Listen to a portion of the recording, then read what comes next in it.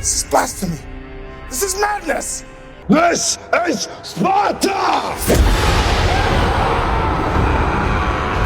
In Sparta, 480 years BC, a baby is born. Before his mother can even hold him, a Spartan elder inspects him, muscle, bone, and breath. One flaw, and he's discarded into the pit of the unworthy, where hundreds of tiny skeletons lie beneath the cliffs of Mount Taygetus. Only the strong survive, and one of them will become king. That child grows into Leonidas. At 7, he's stripped from his mother and thrown into the agoge, a brutal system designed to turn boys into soldiers and soldiers into legends. They learn to fight, to endure hunger, cold, and pain. They are whipped, starved, and hunted. Only those who outthink and outlast their rivals return home. For the Spartans, fear is not an enemy, it's a training partner. Years later, the boy who refused to die becomes the man who refuses to kneel, King Leonidas of Sparta. But beyond their borders, an empire moves. The Persians, led by King Xerxes, claimed that all men must kneel before him, even the Spartans. One morning, a Persian messenger arrives in Sparta. He carries words, not weapons, yet his tongue is sharper than steel. He brought with him the skulls of the conquered kings of those who didn't kneel before Xerxes. He offers earth and water, symbols of surrender, as an offering to Xerxes, the self-proclaimed god-king.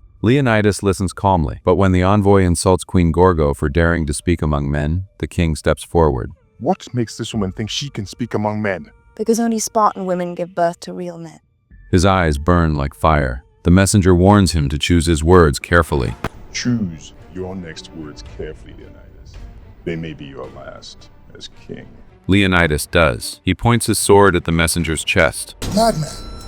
You're a madman. No man threatens a messenger. You bring the crowns and heads of conquered kings to my city steps. You insult my queen. You threaten my people with slavery and death. This is blasphemy. This is madness. This is Sparta! Then he kicks him and his entire escort into the black pit of death. If someone threatened your home and your queen, would you have done the same? But killing a messenger means war, and in Sparta, war is sacred and forbidden without the blessing of the gods. So Leonidas must now climb to the top of the world to ask permission from those who no longer feel human. The oracle awaits, and with her, a prophecy that will decide Sparta's fate. The echo of the messenger's fall fades into silence. Sparta stands still. Leonidas knows what comes next, war. But in this land, even kings bow before tradition. Before any sword can be raised, a Spartan king must seek permission from the ephors, ancient priests who claim to speak for the gods. They live high above the city, twisted and diseased, more animal than man. Leonidas climbs the sacred mountain alone, carrying gold as tribute and anger as company. At the peak, he presents his plan to lead a small force north and funnel Xerxes' vast army through the narrow cliffs of Thermopylae, the hot gates. There, numbers won't matter. There, discipline will. The ephors whisper to the oracle, a young woman drugged into visions, her body swaying in trance. Through trembling lips, she delivers a message not her own. Sparta will fall. Honor the Carnea! Carnea, a festival of peace, declared by men who've long forgotten the price of freedom. Leonidas storms out, betrayed and furious. Behind him, shadows move. A Spartan politician named Theron, and a messenger of Xerxes, slipping gold coins into rotten hands. The gods have been bought. Corruption. But Leonidas is not a man who waits for permission to defend his people. At dawn, he chooses 300 of his finest, fathers all, so their bloodlines will live even if they fall. When the council demands an explanation, The Spartan army must not go to war. Nor shall it. I'm here, just taking a stroll, stretching my legs. These 300 men are my personal bodyguard. they march north, spears in hand, shields gleaming beneath the sun, 300 against an empire. On the road, they meet the Arcadians, farmers turned soldiers, led by Daxos. They too have come to fight. But when Daxos sees Leonidas' small army, he became worried, until Leonidas asks a single question. You, there, what is your profession? I'm a potter. And you? Sculptor, sir. You? Blacksmith. Leonidas turns to his men. Spartans! What is your profession? And suddenly, 300 voices sound louder than 10,000. The Spartans reached a destroyed village. These were attacked by Persian scouts. There they saw a tree with humans impaled and nailed to it. But Leonidas does not fear. Perhaps the Arcadians feared it. Not these dogs. Not these immortals. Immortals. We'll put their name to the test. The wind howls across the cliffs of Thermopylae, the hot gates. To the Spartans, this narrow pass is not a trap, it's an invitation. Behind them, someone is lurking, following them, a hunchback creep. Here, 300 men will face an army of hundreds of thousands and rewrite the meaning of courage. In the night, the storm wrecks Persian ships against the rocks, their soldiers drowning before they ever see battle. The Spartans watch from above, screaming, celebrating, unshaken. As dusk falls, a shadow emerges, a man twisted by birth but burning with hope. Ephialtes, a deformed Spartan exile, begs Leonidas for a place among his warriors. He reveals a secret mountain path, one that could let the Persians outflank them. Leonidas listens with sympathy, but when the hunchback cannot lift his shield high enough to protect the man beside him, the king refuses. We fight as a single, penetrable unit. That is the source of our strength. Ephialtes' eyes fill with rage, a wound that will soon bleed betrayal. The first Persian wave marches inland, and Leonidas prepares them for war. This is where we hold them! This is where we fight!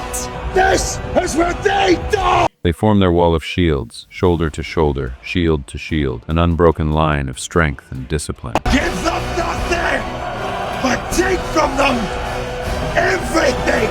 The Persians charge, screaming, but the pass is too narrow, the ground too tight. The brave 300 is too strong. Wave after wave crashes against the Spartan phalanx and breaks. Spears thrust, shields slam. The Persians fall by the thousands.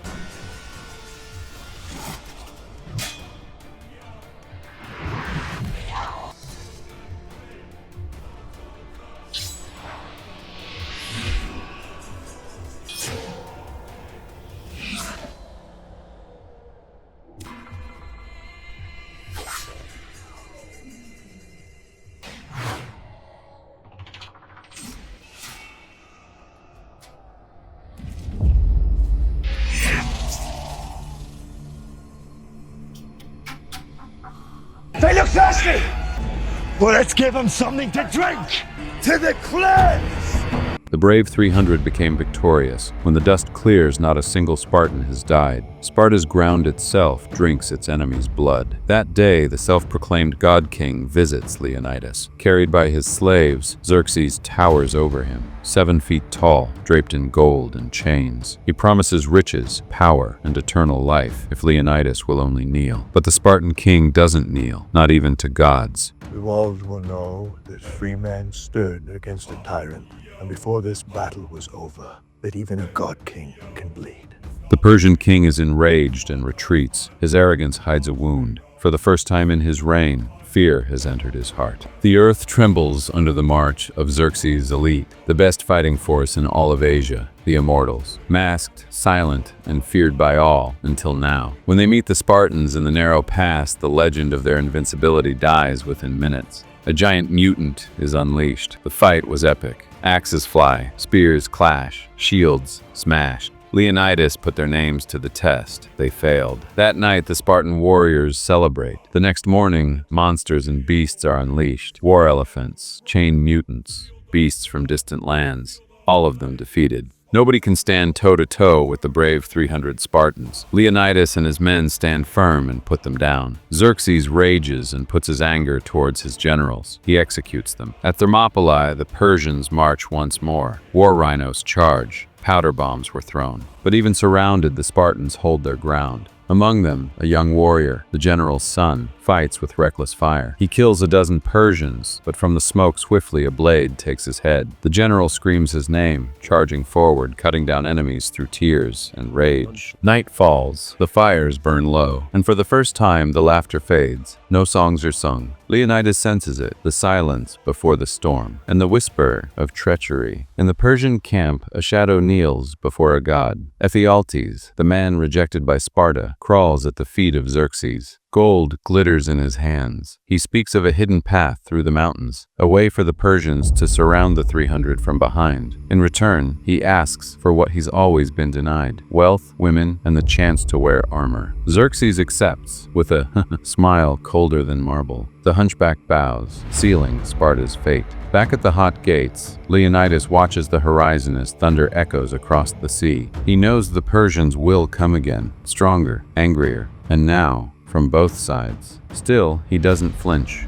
He walks through the ranks, placing a hand on each man's shoulder, reminding them why they fight, not for glory, not for riches, for freedom, the one thing no king can command. Far away, Queen Gorgo fights her own battle. Denied by the council for support, mocked for speaking as a woman, she turns to Theron, the corrupt politician who whispers promises of influence. But his price isn't gold, it's her dignity. That night she gives Theron what he demands. He demands the queen's flesh and warmth, not out of desire, but out of desperation. And when morning comes, he annoyed betrays her anyway, calling her an adulteress before the council. You speak of honor, duty, and glory. But what of adultery? But Gorgo does not cry. She reaches for his knife and drives it through his stomach. As he collapses, gold coins spill from his robe, Persian gold. The truth echoes through the chamber. Theron was a traitor, and now Sparta's chains have broken. Which betrayal hurts more, the one done for greed or the one done for survival? The Arcadians retreat. Only the 300 remain, standing shoulder to shoulder against doom. Leonidas calls forth Dilios, the soldier whose eye was wounded. He knows what must come. Tell them my story. Make every Greek know what happened to you. You'll have a grand tale to tell. A tale of victory. Victory. He hands him his wife's necklace, the last memory of love before the storm. And as Dilios rides away, the king turns to face the dawn. Less than 300 men, one last stand. Dawn rises over Thermopylae. Smoke curls through the air, the scent of iron and death, thick in every breath. Spartans stand surrounded, shields dented, armor cracked, yet spirits unbroken. The world watches as free men prepare to die on their feet rather than live on their knees. From the cliffs above, the Persian army moves. Through the smoke, Xerxes appears once more, carried on a golden throne like a god among men. Ephialtes, may you live forever. The Persian king demands that Leonidas kneel. For a moment, the Spartan king removed his helmet, dropped his shield, and fell to his knees. The Persians smile, thinking victory is theirs, but it's a trick of fate. Leonidas steadies his arm, his spear glinting in the light, and with one perfect throw he strikes. The blade slices through Xerxes' cheek, drawing the god king's blood. For the first time, divinity bleeds. Xerxes touches his face, eyes wide. A god can die. Furious, he orders every archer to fire. Thousands of arrows rise into the sky, blotting out the sun. Leonidas screamed for the last time. The arrows strike, the ground goes still, and the legend of the 300 is written in silence. No tears, no surrender, only glory. The 300 didn't fight for victory, they fought for freedom, and in doing so, they taught the world how to live. Leonidas and his 300 men proved that even when the world is against you, you can still stand. And maybe that is what you need right now, the will to fight no matter what. Give this video a like, share, and subscribe for more. Tell me in the comments, if Ephialtes never revealed the hidden path, would the 300 have won till the very end? And if you think their battle was amazing, wait until you see what one man endures to escape being sacrificed to the gods in the Mayan civilization. Watch here.